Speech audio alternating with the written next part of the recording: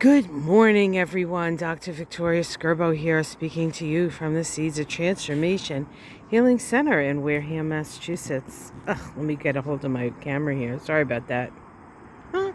Hopefully you didn't get dizzy. Today is Sunday, July 31st, and the moon is in Virgo. Well, July is wrapping up, guys, and it's not finished yet.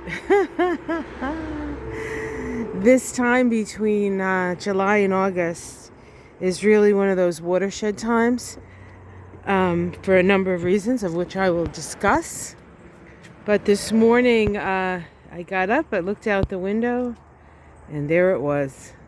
The dinner plate that is our hibiscus. I'll bring it down there. All right, let's take a look. So we have the moon in Virgo. Of course, the Virgo moon is a detail-oriented, willing to roll up your sleeves and do the work that's necessary moon.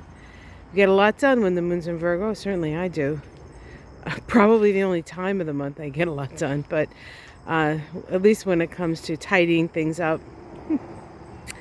But we started the day early morning with an opposition between Mercury and Saturn. Now Mercury has been moving closer and closer to this opposition. Mercury squared the nodes. Saturn is still squaring the nodes.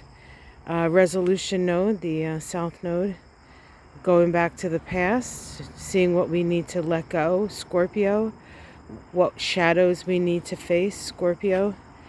And on the other side of the nodes, we had Mercury, which squared the nodes. And the resolution node for Mercury is, how do we think about things? What is it that, what do we need to put into our minds? And in Taurus, we need to, at this North Node in Taurus, we need to think practically, perhaps, apply ourselves to our future, evaluating what is necessary, what is essential. And of course, with Mercury in Leo, very much, discussing it, talking about it, visualizing it, and creating it. Now, oh, hello. A little something just ran away. I don't know what it was. I didn't get it on camera, so we do have some critters that live around here. That one looked like a big one. Anyway,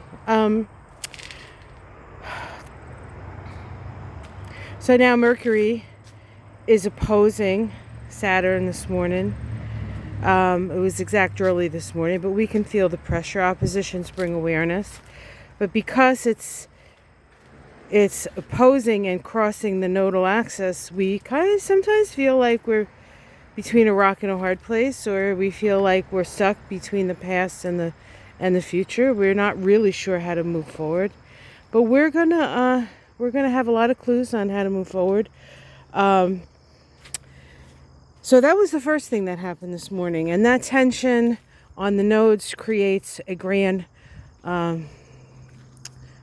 square in fixed signs, which have an emotional energy to them. What deep held emotions, feelings you can't let go of, right? You can't let go of. But they will be let go of, because what's happening is right around the north node of the moon, we have Uranus and Mars. And in fact, I believe Uranus makes its conjunction to the north node of the moon later today. But it's one of those sort of rolling conjunctions where it's going to be happening over the next couple of days. And Uranus on the north node is all about change, sudden change, things turning around, things we don't necessarily expect. Even though I think we're all expecting something, we just don't know what it is, do we? All right. We also have Venus make a square to Chiron today, Venus in Cancer, Chiron in Aries. Of course, we've been working with this chironic, wounded, masculine, wounds around identity, energy. I talk about it almost every week. We're still trying to sort of resolve that, right? The This is, what is this called? Cleodendrum, for those of you who want to know. I know some of you get annoyed when I do the plants in the middle, but while it's in my head, that's really why I do that. Stream of consciousness, folks, stream of consciousness. The first quarter square requires us to take an action that will help us to survive and to ultimately thrive. Venus in Cancers, natural instinct is to nurture, and Aries, Chiron and Aries sometimes don't want to have any part of that, even though they probably desperately need it. They don't want to be mothered, and yet that's exactly what they need.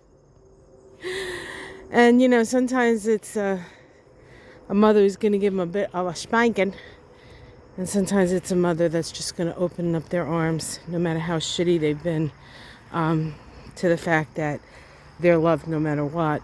So, motherhood is so complex, isn't it? All right, what else is going on? We have a lot today.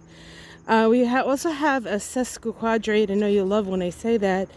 You like this word, but between Jupiter and Mercury. This is the point in the cycle between Jupiter and Mercury where we go through a humbling experience. So somebody out there, maybe one of us, is going to go through a humbling experience, especially if you think you know it all or have all the answers, or that whole my way or the highway thing.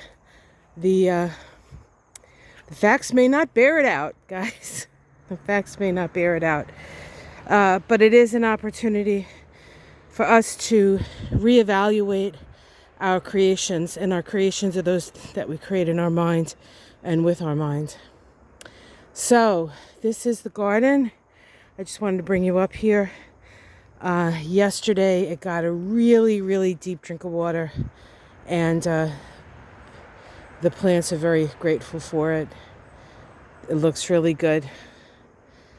He had all these plants already, like in other places, and he had to transplant them.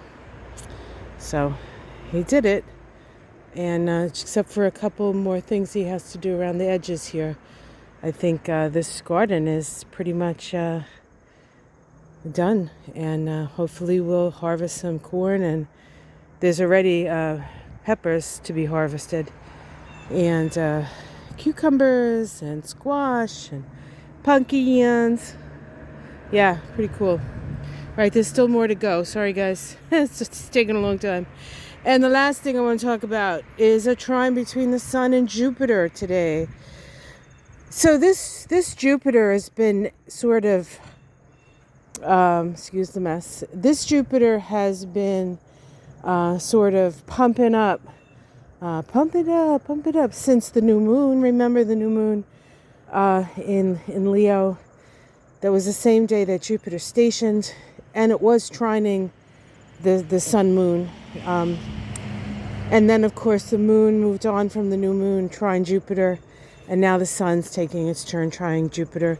This is a waxing trine. It's a growing trine, and it's about creative self-expression. So there's a lot of challenge at this time. There's a lot of tension, but there's a lot of energy for creation. And, crisis and opportunity is the same glyph in Chinese, right? And so this is one of those times. This is going to be one of those crisis opportunity times. The thing is, with all the Uranian energy and Mars coming up to the North Node in the next couple of days, the beginning of August is a real, we could call it a blowout perhaps, but exactly how that's going to blow, where it's going to blow, what it's going to mean is still really a bit of a mystery. All we do know is that there's change, and we can't go back to the old ways of doing things. We just can't. And in some cases that may mean the things that worked previously, like that were working really well, and now all of a sudden they're like, why doesn't this work anymore? Because everything has changed. We have been shifted. Our paradigm has been shifted. And sometimes even if you're on the right side of things, the things that you did before don't work. So don't take it personally. Uranus is not a personal planet. And very often when it does activate the way it's activating now, you kind of have to wait, step back from it, be aware of your environment, and once the dust has settled, that's when we start the work again. For somebody who's had many Uranian experiences in their life, and I have, I do have Uranus on my ascendant, so it's kind of in my chart anyway. You're going along, and then the next thing you know, you find yourself in a new position and a new spot that you didn't expect. I've had a lot of that in my life. It can be disorienting, but ultimately it's freeing, and I think ultimately it works out for the best. So don't fret, guys. All right, this is where we started. This is where we're going to end with our hibiscus here. Have yourself a wonderful day. Like and subscribe. I'm putting out the Astrology and Kabbalah of August. I'm putting that out a little later today. I have some patients this morning I have to work with first, and then I'll be doing that. So keep your eyes peeled for that. It's really important information, very intense times, and hopefully it can give you a little bit of a heads up or a leg up or something up. Hands up, I don't know. All right, everyone. Take care. Much love. Namaste.